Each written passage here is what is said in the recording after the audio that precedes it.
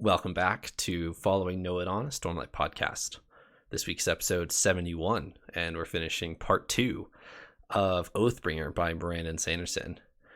And we have quite the episode to talk about today. We've got chapters 56, 57, and our interludes for part 2 of Oathbringer. Paul, how are you? And who's on our cup for our Patreon? I'm doing great. A little bit, I don't want to say overwhelmed. I am feeling whelmed, by our reading this week. We saw a lot of big things. Moderately whelmed? Yeah, I'm definitely at least moderate to severely whelmed. So, anyways, on our lovely cup this week, a lovely vase, we have Steven. So shout out to Steven, our loyal supporter. Thank you. And surgeon, yeah. Very big fan of Steven here, so. Elliot, how are you? I'm doing good. I was not mentally prepared for what came in these chapters. I had this marked as coming much later, and so when a certain name appeared at the end of this first chapter, I was like, wait, no, I'm not ready. I'm much like Dalinar, actually. That's totally exactly what Dalinar is like right at the start of the next chapter. He's like, wait, I'm not ready. I'm not ready for this. So, yeah, we can talk about this. Paul, do you have 2 words to summarize this episode? I do. My 2 words for this week are feast and famine. Feast and famine. And Elliot? I'm going to cheat again, and I don't have 2 words for you, or maybe I'll crunch them together and make them 2 words. My words for this chapter are cranky old people. That's definitely I 3 love words. it. I love it. I can't consolidate that to 2 words, but let's use these 5 words and talk about Oathbringer.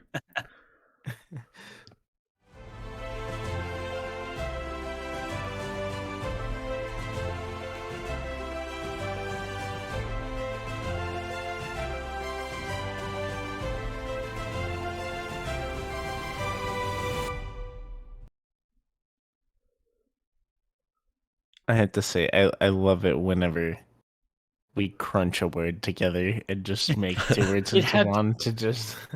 It had to be. I tried to come up with 1 word that like explained all that, but I needed 3. It had to be 3. Cranky. I mean 2. Boomers. Cranky old people. Boomers. So then I'm going to offend a bunch of people out there. Yeah. Sorry. All right. Paul, you can start us with your 2 words. I would love to. So, feast and famine are my 2 words, and primarily, I wanted to touch on the diversity of cultivation and the Nightwatcher. I would say it's confirmed, at least in my mind. I don't know how fully confirmed it was. I would say 99%, at least in my mind, until Trevor says something and I'm like, well. But all I'm going to say before you say that, all I'm going to say is who's telling you this information, right? But yeah. Right now we will run with it, and I think it kind of makes sense. I like it. I think this is cool. Basically, we've been presented the information that the Nightwatcher is Cultivation, who is a newer name on the block. I feel like Cultivation is more of like this book, saying our Cultivation Spren and learning about like Honor Odium and Cultivation, which is kind of a weird third. But I think that dynamic, like we've always heard of the Nightwatchers as kind of like evil, or at least really chaotic, powerful figure. And then I've always thought of Cultivation as good, or at least kind of neutral, like a Mother Earth trope. And those are very those are pretty opposite ends of the spectrum there, like different sides. So I feel like Feast and Famine was like kind of a good parallel to compare that to. I thought you were just going to use it to describe our levels of excitement through part 2 of we either get everything in one episode or nothing, but that's not where you went with it. That's true. That's true. And also, we see Lift, and so that's my other thing. She likes feasting, so Gotcha. All right, of Elliot. course. So, cranky old people, cranky old people, Old because people. it's one word. Yeah, I feel like as the elder statesman on the podcast, I can at least get away with making fun of cranky old people. But yeah, don't get angry at me, old people out there. I'm in your same boat. I had to pick these words simply because we see several examples of some rather angry, or at least not so happy, older ancient beings in these chapters. We see Odium, who appears as an old man, very much not what I was expecting. But yeah, we'll talk about that in a second. But then later on, we also see another Kremling woman, sleepless thing, which I've kind of categorized them as like ageless or super old. And she was definitely not very thrilled about what the people around her was doing, a little cranky.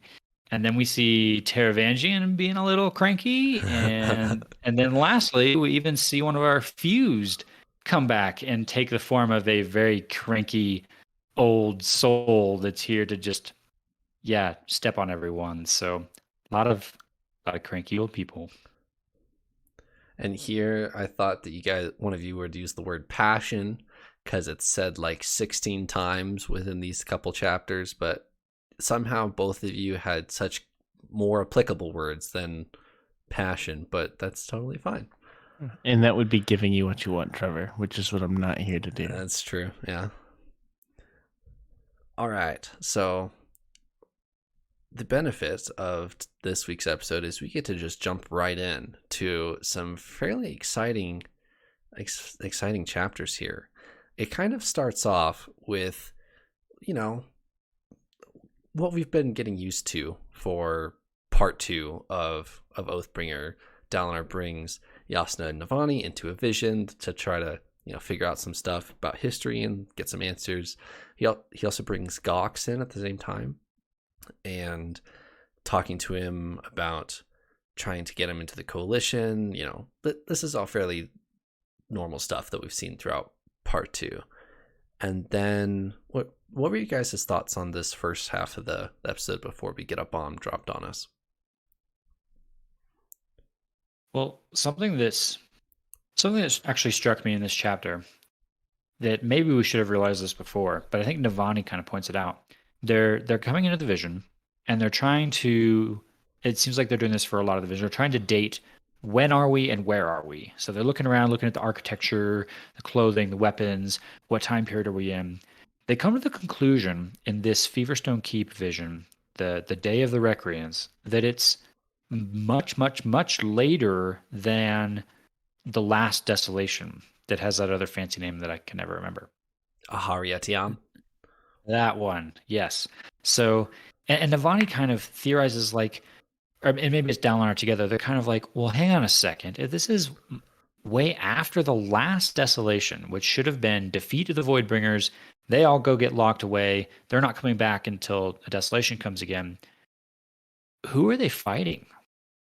If there's no Voidbringers, who are the Knights Radiant off at war with for them to like come back and then have the whole lay down their weapons and armor scene? Like, and I think Yasna maybe has like a theory about this, but it didn't seem like it answered this for me. Like, this is a big question for me. What war is actually going on here? Any theories before I present a theory of myself? Go ahead. I think they're fighting one of our unmade. If it's the Midnight Essence, which we've seen them fight in a vision before, or one of the other unmade that's causing some trouble, I think that's what they're fighting. It's one of the unmade who are in a kind of a different category than our Voidbringers and our fused. Do you like the idea of it being Spren related? because I'm getting the impression that what's going to cause the Recreance is some kind of revelation about Spren, some sort of unlocking of knowledge that's like, oh, wait a second, that's what's going on? Well, if that's true, then I'm out of here. That's kind of the way I'm envisioning this going down based on what we've learned. So it being Spren related makes a lot of sense. Being unmade, maybe they learn something from this unmade that they think is the enemy, and then all of a sudden maybe they're wondering, ooh, what if this unmade is not the enemy? Like maybe that's the crisis that leads them all to leave. I didn't even really have a theory. I'm just kind of like, I don't know, but I like that theory. Because if you think about this, all the Knights Radiant laying down their arms it may not even be Voidbringer related, because they could in their heads think the Voidbringers are a thing of the past. We've defeated them. They're not even a part of the picture anymore.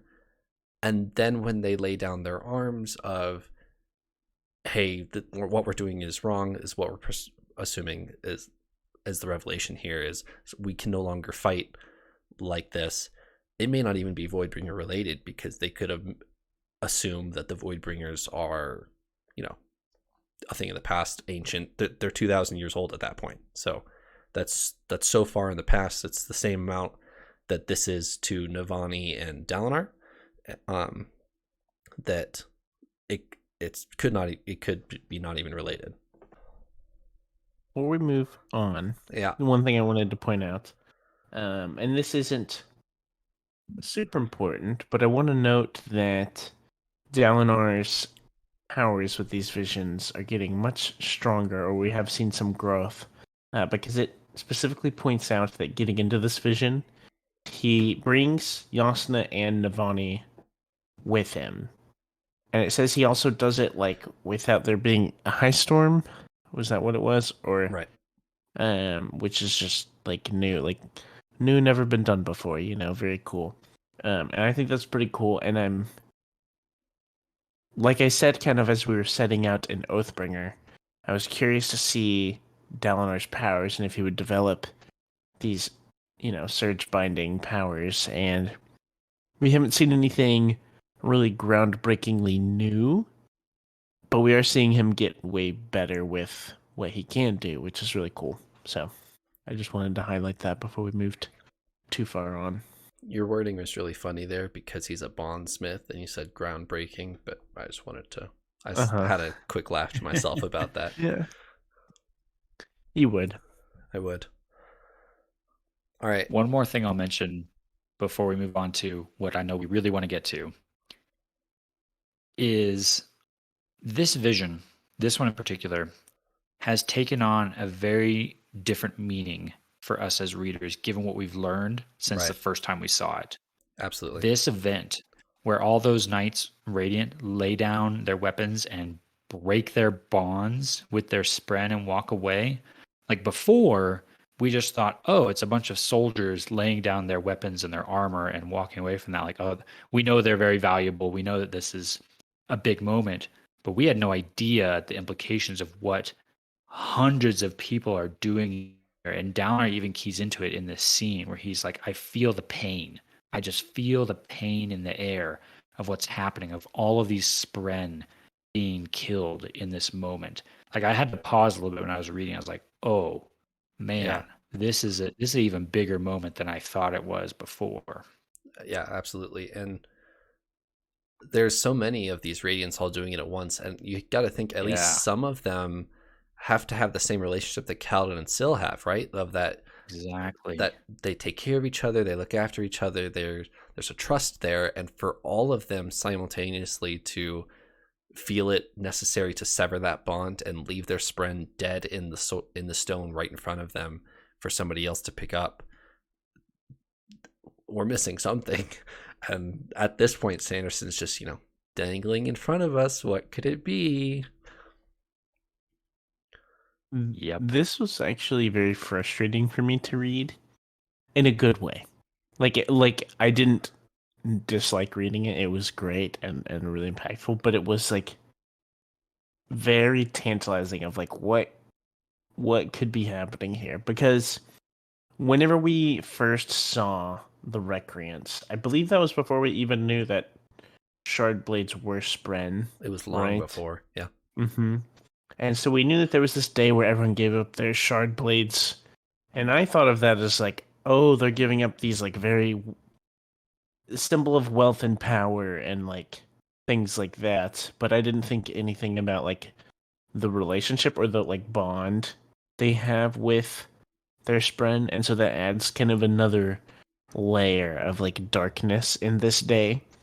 And it is with what happens, and then they start like fighting over it and things like that in this vision. Like it really feels like we're witnessing like the fall of humanity, Right. pretty much, and it's very like sad to see and to read about. So, and it's kind of a footnote in this chapter, but something interesting to key into is the Stormfather's reaction to what Dalinar says. Dalinar doesn't know why, and he's talking to Gawx about Gawx asking, why would this happen? And Dalinar says, I don't know, but I do know that they failed Roshar in this moment.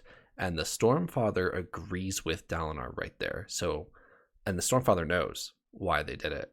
So there's at some point, the Stormfather is not on the side of these Radiants, and he understands, like, obviously there's a bunch of Spren dying is why he's upset. So I gotta say, I'm very hesitant to jump to that conclusion. Dalinar is very quick to say, "Oh, they all failed Roshar in this moment."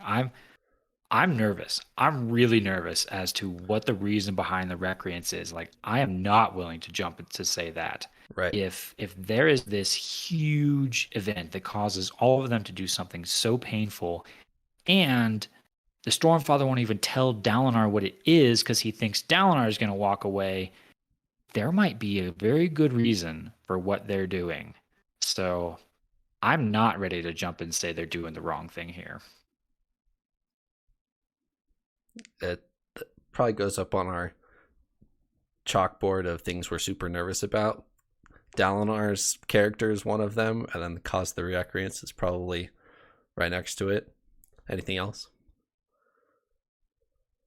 in my mind, that's probably the top one that I'm nervous about. Because it's like, well, this seems like it seems like kind of the pinnacle point in history of like. And now I don't want to say bad decision making, but the pinnacle moment of decision making. Because it had to just be something insanely like But monumental. and So. we analyzed this already, but to top it all off, Yasna knows what it is. Correct. Yasna So- knows. And the weird dynamic also here is she talks with Ivory about it. Ivory Yeah. is her Spren, and she's talking with Ivory like candidly about it. Of like, should we tell him? And no, not really. Let's save it. Like, this is something worth debonding your Spren over, and Yasna knows, and she doesn't want to tell anybody. Right. If it was that big, you'd think as soon as Yasna finds out, she marches right up to Dalinar and says, "Hey, look, buddy, you're not thinking about this." But she doesn't. So what could it be? If there is a character in our story that I would expect to share with the class, or at least share with Dalinar, I figured it would be Yasna. So, Certainly not do Shallan. we? Yeah, If Shallan knew, she would forget that she knows it because she keeps lying to herself about everything. yeah. She would really put it deep down, and then we would find it 10 books later, maybe, and then we'd be like, "Did that happen, or was that Shallan like lying about it?" No, that's too crazy. That wasn't, no way. But my question for Elliot, and this is also a question to myself, of do we think that what happened at the Day of Recreance, or this whole thing is going to be like what the big Sander Lynch in Oathbringer is? Like, whenever we finish this book, do we think we're going to find that out and that's going to be the big like mic drop moment, or is this even larger? Is this going to wait till book 4 and 5? I think yes. I think this is it. I think this is going to be the dilemma of this book. And I think I talked about it on a previous episode. It was probably 2, maybe 3 episodes ago. I think this is building to a crisis moment for Dalinar. I think they are going to learn in the end of this book, in the Sanderlanche of this book, what caused Recreance, and Dalinar is going to have a big, oh my gosh, all I've worked for to build is all based on this, which was wrong. Now what? And so can he come to grips with whatever this is, and can he continue on with refounding the Knights Radiant and continue it, or does it completely shatter everything and everything comes crashing down and he says, nope, I can't keep going, and they do walk away? That decision is going to be the selling Oathbringer to buy all the Bridge 4 people moment of this book. And I know that's super specific and probably maybe wrong, but that's where, in my mind, I can envision all this going. So I do think that's going to be the dilemma, the point of the climax of this book, Oathbringer. I will say that if we don't figure out by this book, then that's just mean, because we've gotten, 6, 7 mentions of it in the last, 5, last 400 pages or whatever, and he's really building towards, the Recreance and what happened to the Recreance. What happened to the Recreance? Are the Knights Radiant what we think they are? And then if he just leaves it for book 5, that would be really, really mean. So that would be extremely cruel. But he's been kind of how I feel about Zeth for much longer. So yeah, it's not outside that what Sanderson is capable of, Brandon. This true. Brandon, come on now. No, this has been more prevalent than our other cases.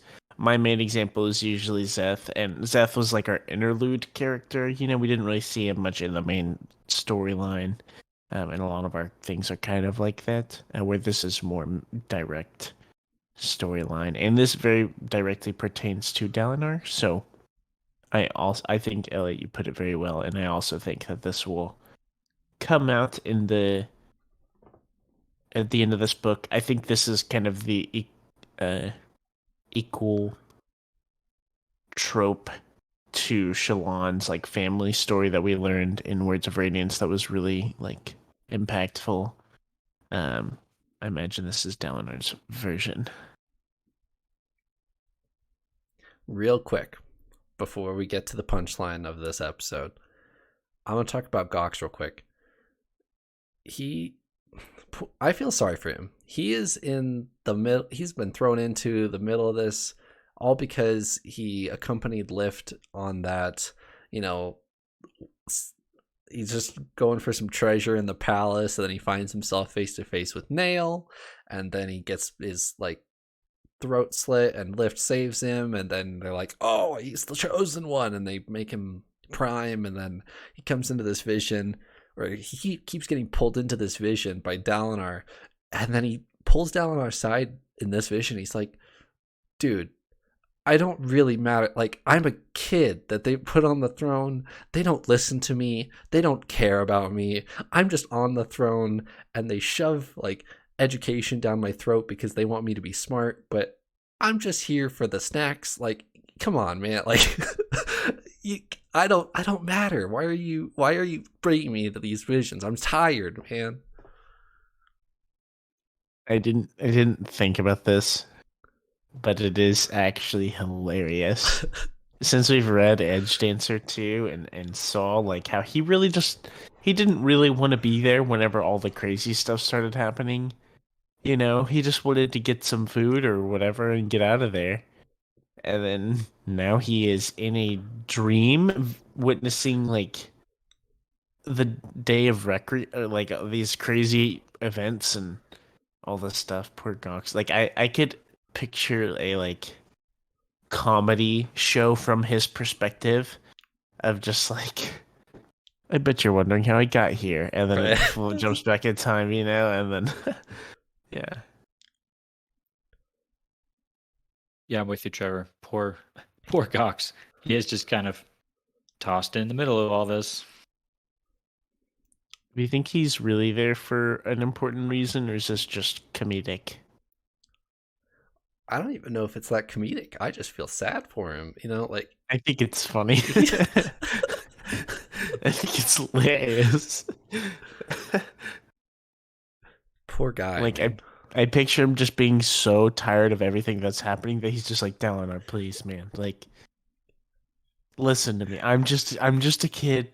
Like, I just want to go be irresponsible. Like, please just let me go. Like, You're making me watch shard blades get surrendered. I don't care. Like, just leave me alone.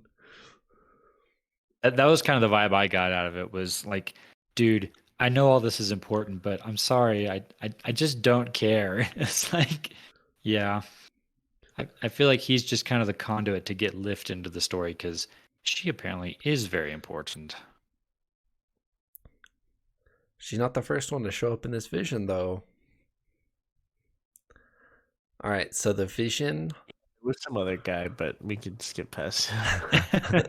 Yeah, not important. Yeah, the just some old person. the vision ends, except it doesn't. Is how the book phrases it. Is and everything faded to black, and then it didn't, and it kept going. Which, real quick, Odium has the power to keep these visions going past what like the pre-recorded like honors videotapes are. So we'll come back to that later, but Odium keeps his vision going so that he can talk to Dalinar. And I'm just going to turn it over to you guys. This is the first time we've met Odium. We are almost halfway through book 3, and we have finally met our like big bad guy. What are your guys' impressions of Odium? Mentioned this a little bit in the intro, but this is not what I expected at all for Odium. For him to come in as the like gentle and kind old man wearing very godly colors of white and gold with a crown, and he's like coming in and addressing Dalinar as like, "Oh, my son, like, oh, child, let me help you with this," and just this very interesting mannerisms that just caught me completely off guard. I can't decide whether he's faking all of this to try and like get to Dalinar, or if this really is kind of the persona of Odium. I was taken aback and caught. I was very surprised by this chapter. Very surprised. Before we got a name, would you like to know who I thought this was? Yes, I definitely. so this will give it away right away. So yeah, I first off, I do agree with the Elliot. I thought his description was really cool. It's just like, you know, regal, older gentleman wearing gold and white and stuff. And he's also described as Shin. And so I was like, is this Volano? Is this Zeth? We have Zeth's son Volano. Seth's grandpa. This is Zeth's grandfather. And I was like, okay, this is probably further in history than Zeth's grandfather, but maybe somewhere back in his lineage there. So that was my thought. And then it said Odium, and I was like, hold on a moment here. May I please have a second to breathe? And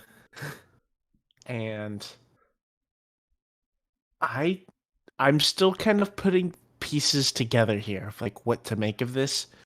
I feel like I have criminally overplayed all of our good characters as being bad and criminally underplayed our villains as being good. But Odium, he made me think. We know Odium is the bad guy. He's like, so in the first book we had Sadius, right? Right. And then it was like kind of ambiguous who's our real behind the scenes bad guy. And we find out it's Odium. Like there's no real other person. It is Odium. And I was kind of like, yeah, he's kind of got a point here. Not exactly, but he just talks about like he makes a lot of comparisons to Dalinar of like in order to do this is also probably every antagonist ever. That's like they still say they're doing good. Right. It's like, well, if my plan succeeds, there will be peace in the world. You may just not like how it happens, you know. Right. So he is very evil, but it was a really intriguing conversation between Dalinar and Odium there, and just kind of like, well, Dalinar, like maybe you'll understand, like kind of conversation where you know it was interesting, and I honestly want to go reread it like 8 times to like actually get everything, but I did Right. not. So I did appreciate the sort of kind of glimpse we got of the real Odium, where Dalinar's looking at this like, "Oh, you revealed yourself to me. I know you're just a cranky old man. Now I can take you on." And Odium's like, "Ho ho, let me show you the real me," and just like gives Dalinar a glimpse of like the raw power that Odium is. Like that was helpful for me to kind of just wrap my mind around what are we dealing with? Okay, we are dealing with a celestial force, this primal pure emotion, I guess is how he describes it. We'll have to talk about that in a second, but it that did help me picture that we are dealing with a god. We are dealing with a very powerful force that has a goal or a motive or laws that it follows, whatever that looks like. But I actually got to say, I want to sidebar a little bit here real quick. I did not like chapter 57 Ooh. quite a bit. From like I don't think this was well written. I hesitate to say that. Oh, interesting. I think a lot of people may disagree with me here. I'd love to hear other people's thoughts. And here's why. I disagree with you a lot. I think this is a really good chapter, but go ahead. So let me explain my thoughts, and I'd love to get your guys' thoughts too. Maybe you can help me with this. So I'm reading this chapter, and we've got this description of this kindly man who is talking to Dalinar. He's kind of taking him in a little bit. Like you said, Paul, you're kind of like wrestling with, well, wait a second, who is Odium? Is he more of like a Gandalf character than I thought he was? Or, you know, where are the questions there? But in my head, I immediately jump to a vision of the kindly old man who's also creepy. Because that's a very that's an understandable villain trope that we're familiar with. Mm-hmm. Probably the easiest example I can think of would be like Director Snow, I think it is from The Hunger Games, President Snow. Thank you, yes, President Snow from The Hunger Games, where you know on first glance or in some scenes even he's like a kindly grandfather type figure, but then just like the way he talks is creepy and evil, and you can just feel it. We have a good example in this book, right? Taravangian, right? Is he not that for you guys? we see that now with his talk, like with him talking to Dalinar specifically. I think before that, I don't think I ever thought that. Especially whenever we see him and Zeth, right, and like all of the stuff there, I never thought of that. But like I said, whenever we see him with Dalinar in this book, he seems more like, "Oh, you kiddos, like let's do this thing." Like, you know, he's more like a mellow and Yeah, I kind of think I have Taravangian as lumped in sort of the genuinely nice category. Like when he's having a not evil genius day, he is genuinely like caring about the people around him, or he wants to do the right thing. Okay. Whereas the vision I have in my mind is like this is a clear villain. He's old, he's kind of kindly, he's sort of grandfatherly, he's kind of sweet to like his grandkids, but then just the way he talks like rubs you the wrong way and you're like, ooh, this is a villain. So that's the image my mind immediately jumps to in this scene. But what's actually written on the page doesn't appear to be that. And so what I'm struggling with is I don't feel like Sanderson has given me enough to mentally like get a feel for what's going on here. Am I going the right direction with kind of my preconceived notions of what a villain old man should be? Or is this supposed to be a no, he's genuinely sounds kindly and he genuinely like you could fall for the trick here that he seems like a nice guy? Or is it the creepy old man that Lift sort of seems to get a vibe for? I can't figure out how I'm supposed to take this guy. That's why I don't like it. Okay, I understand what you're saying, and I don't know if I have a good answer for you besides the point of when he finally reveals his flame behind the mask of Brandon Sanderson writes it as a searing pain to turn all things molten is the phrase there. And I think that's so descriptive and dark, and like it just makes your skin crawl of like the most intense hatred that you could possibly imagine. That's the incarnation of this being, is I think successfully does that for me. I don't know if you would agree there, but I think by the end of the chapter, like I said, that moment is helpful for me and that it clarifies that as no, he clearly is a villain. Like that, this is clearly a dark force. But I wish I had more description of the old man part of it. I just need more descriptive writing to tell me how this old man is treating Dalinar so that I can figure out is he kindly but creepy or is he just kindly? Because I couldn't figure it out. I don't know. Paul, what was your kind of take on this character? I think I have the answer, kind of. Um, so I wanted to touch a lot on how Odium, like who Odium actually is. So he gives Dalinar basically his synopsis or his description as best as can be described, sort of thing. And so Odium is emotion, right? Odium is emotion incarnate is emotion. what he calls himself. Yes, he's emotion incarnate. So that is, as we've understood, he's like wrath and fury and anger and hatred, but he is also like the happiest heights and the most like joyful feelings and best like sensations and like Right. the saddest moments, the happiest thing, like all of the above. And so I think as we see this old man character, we may be seeing or we may get glimpses of the chipper old fellow and the like super angry, grumpy old man, you know. Um, which I don't know how accurate that could be or what, but that's kind of how I've thought of it. Of like, there is so much range that can be with Odium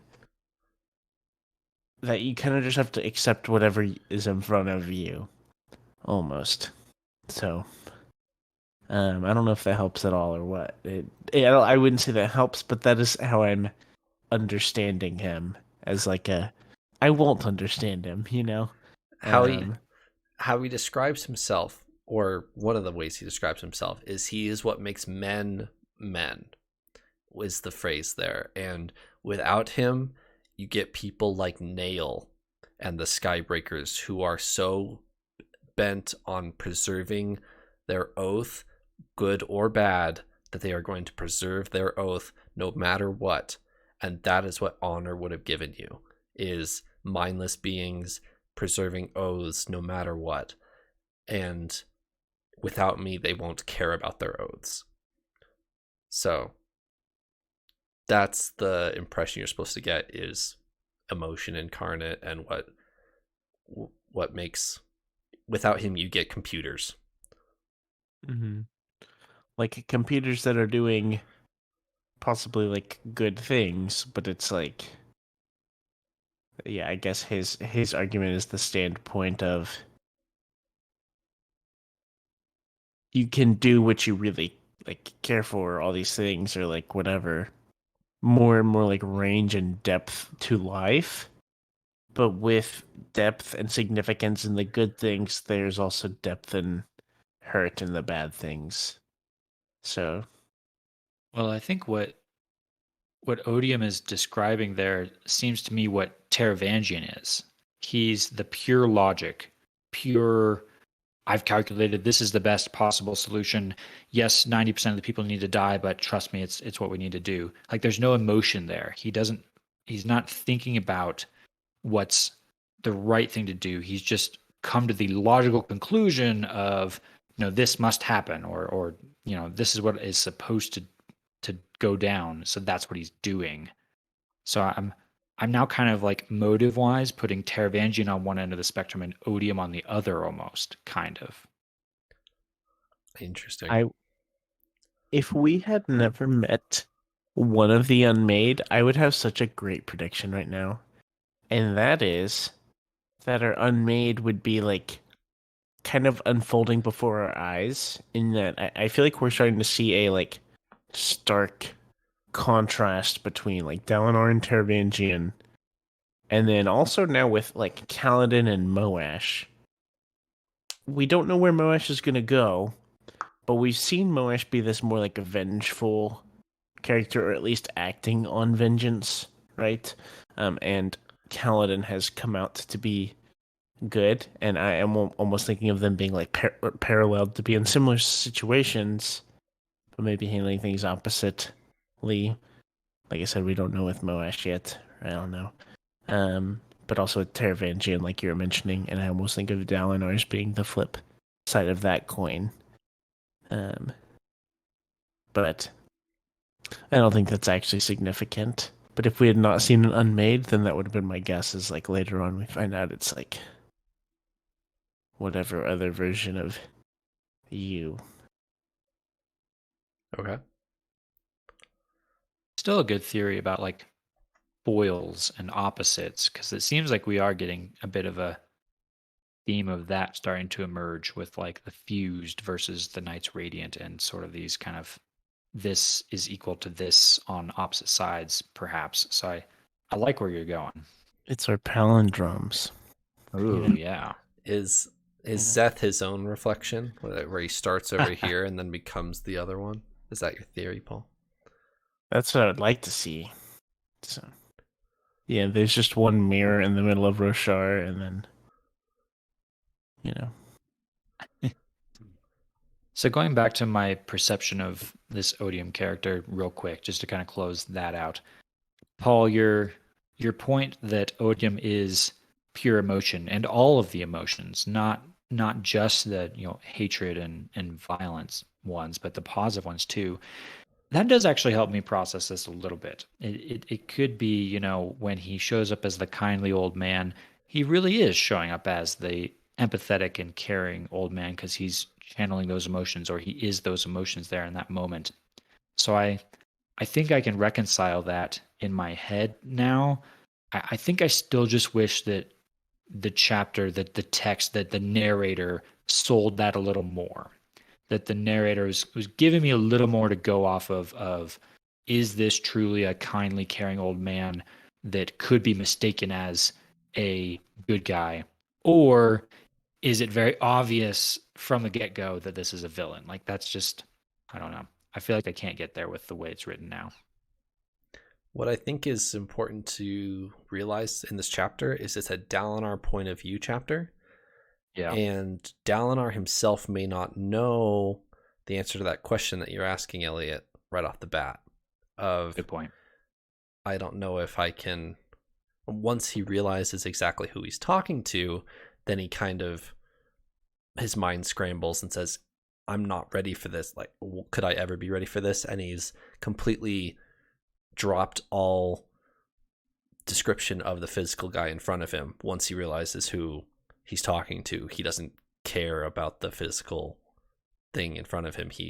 And then when Odium reveals to him the flame behind his eyes, as he describes it, that's what he's focused on, as opposed to the visual in front of him. That is a very good point. Dalinar, I think, is even more in shock than we are at this point of being, faced with the ultimate villain all of the sudden out of the blue when he thought he had way more time to prepare. So yeah, he's in shock. We're in shock. We're definitely not taking in all the details. So that could very well be. All right, let's talk about the conversation between Odium and Dalinar, because Odium says a couple very specific things, and Dalinar says a couple very specific things that have some interesting repercussions moving forward. Kind of side note, Odium talks to Dalinar about Nail and the Skybreakers.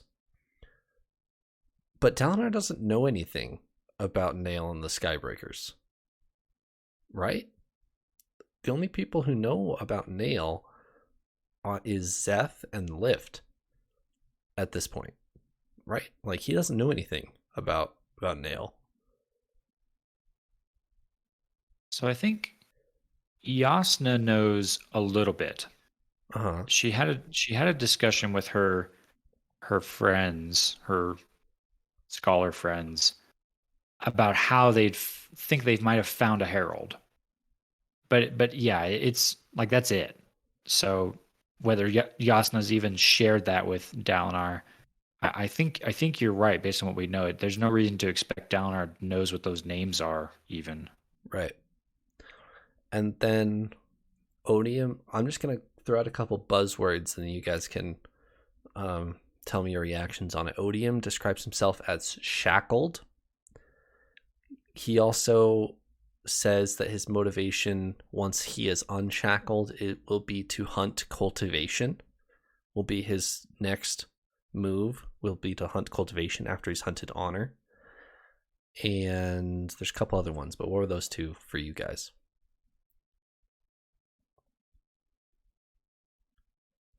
This was that point where we're like, okay, Odium is just pure evil. But then he gives his reasoning, and it makes me really want to know what his like vision is or why he's doing this. Because that's the only way I can make a call on what he's doing. Because he says, because Dalinar is like, why would you hunt cultivation? He doesn't say that, but like basically, like what for? You know, and Odium is like that. That's the point where he's like, I don't know how to word it super well, but like if you like you taking over for Elokar, right? Like needing firm leadership. Like I have this good vision in mind and in plan. It just has to firmly be set into place, and that requires killing cultivation. Basically, his reason is the ends justify the means, right? Right. He's basically saying, just like you, Dalinar, I'll do what it takes to for the greater good, sort of thing. And Dalinar even, kind of almost can't argue with that. He's like, yep, I've done that before.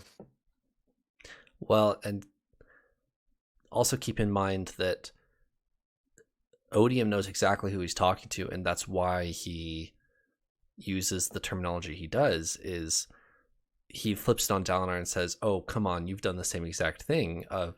In a better world, you're not going to kill this person, but in order to make a better Alethkar, he's kind of referring back to his days with Gavilar, of in a better world, I wouldn't need to kill this person, but I'm going to for the good of Alethkar, is his argument.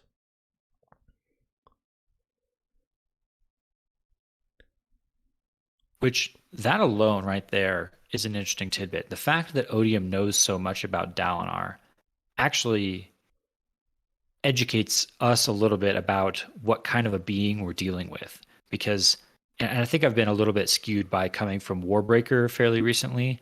Like when Warbreaker changed my assumptions of what God means, Right. just because we found out in that book that the gods aren't always necessarily as powerful or as good as maybe you think they are. And so I'm kind of going into this wondering, like, how powerful is Odium? Does he know everything? Is he, just aware of everything that's going on in Roshar immediately? Is he omniscient, like that sort of level of power?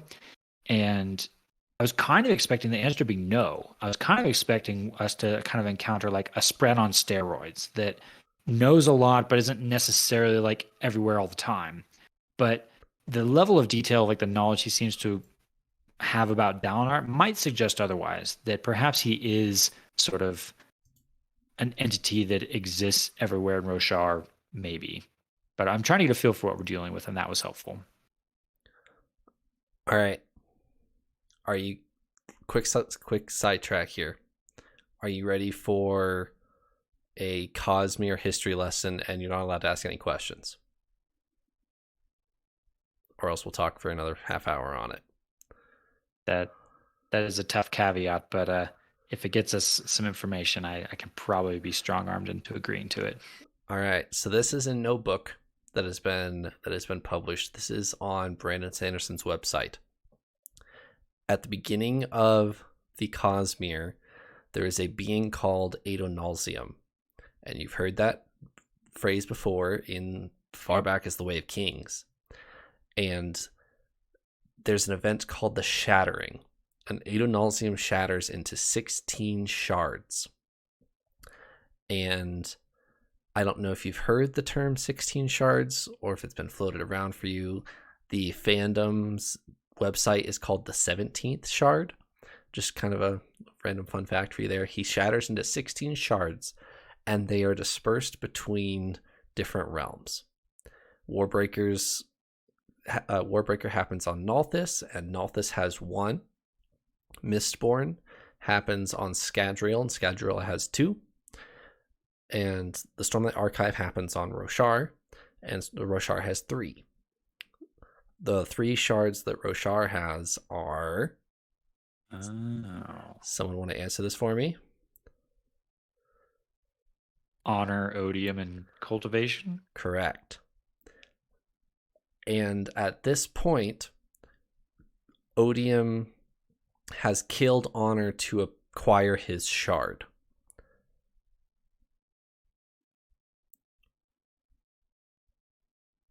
Oh. So he's not stomping at Roshar. Ah, see, that's where the shackled comes in. Because if you... And I should have prepared more for this, but in our last part 2 of Oathbringer, we've gotten a letter to someone that says, we are well aware of Odium's imprisonment, and we are prepared to do nothing about it. And we are prepared to keep him where he is.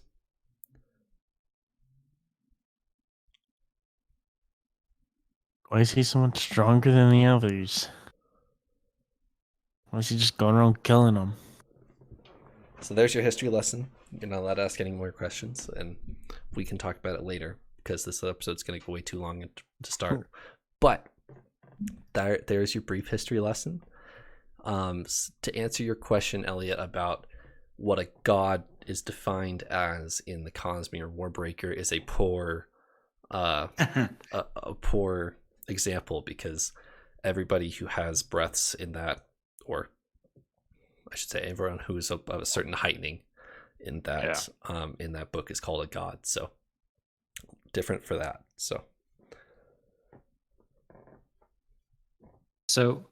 kind of branching off of what you just described and going back into the chapter here, a very interesting part of this chapter for me was this bit where Odium tries to get Dalinar to release him, and that kind of brought me to a full stop. It's like, hold on a second.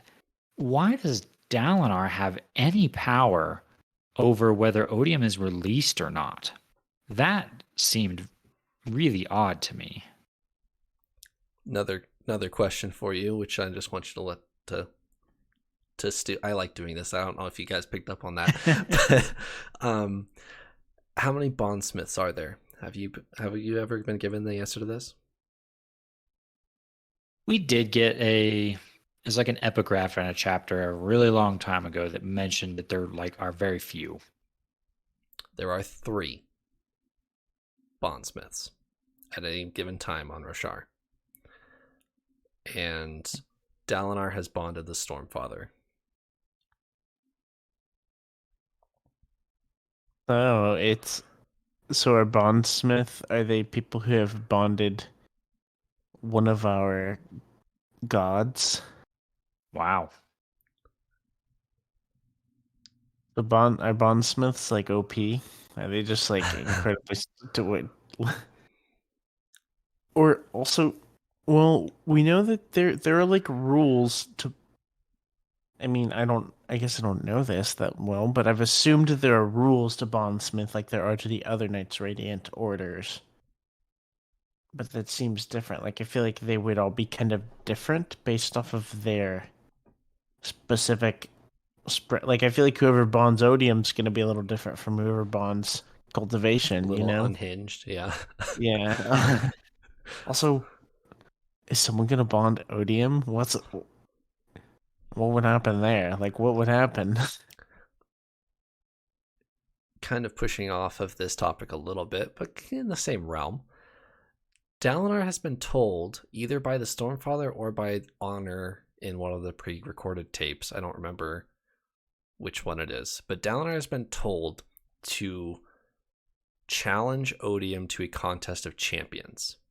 Yep. And he does so in this chapter. He does it without even knowing what that means. Like he just throws it out there. Given the chance, he's just gonna do exactly what he's told and says, I challenge you to a contest of champions.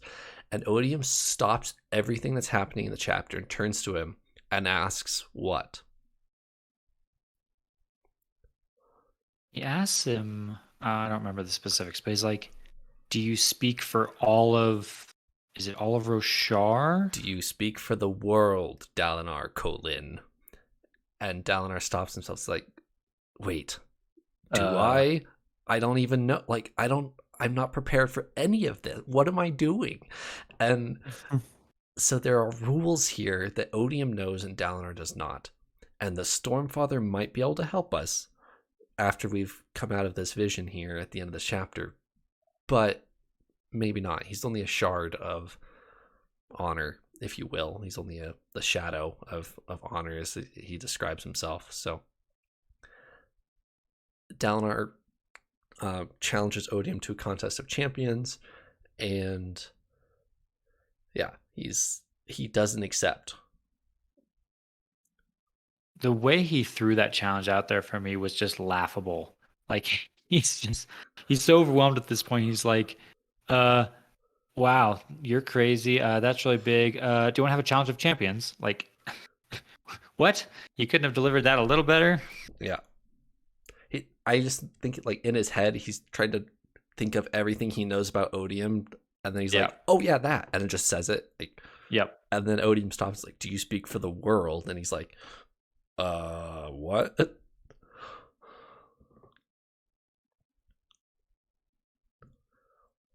Yeah, I felt very much, I felt a lot of empathy with Dalinar here. I felt like he was very overwhelmed by this experience. I felt very overwhelmed by this experience of, trying to figure out what's going on here.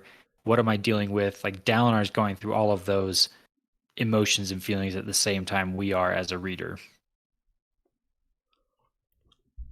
This whole chapter is a power play from Odium, right? He's confronting Dalinar and it's like, I am this like unbeatable being and you have no hope, like he's basically revealing himself to Dalinar and saying this is what you're up against. Except there's one line where Odium does not have all the cards in his hand. Do you guys remember, or do you know what I'm talking about? There's one line right before he leaves where he's not in control. Elliot, do you have it in front of you maybe? Do you know what I'm talking about? I think I know what you're referencing. It's where Lift comes in, right? Right. So at the end, and this does key into another thing I wanted to talk about is, at the very end, he like pauses like mid-sentence and Dalinar's like, what's going on? He's like, oh, nothing, just something weird. And then he leaves. And then right after that, Lift appears. And it seems like, yeah, Lift had some sort of effect on him. Like he wasn't expecting her, or she is some sort of like force that he can sense, but maybe doesn't understand. Like, yeah. And the Stormfather had a similar reaction to her as well. When we saw Lift for the Yes. first time in these visions, Stormfather's all upset. They're like, "You're not allowed in here. Get out." Like that. Get off my lawn type thing. And Odium has the same thing of, like, he turns his head and looks at the boulder, and then Dalinor's like, "What's wrong?" And he's like, "Oh, nothing. I'll talk to you later. Bye," and leaves. And then Lift pops out. And it's like, that guy is creepy.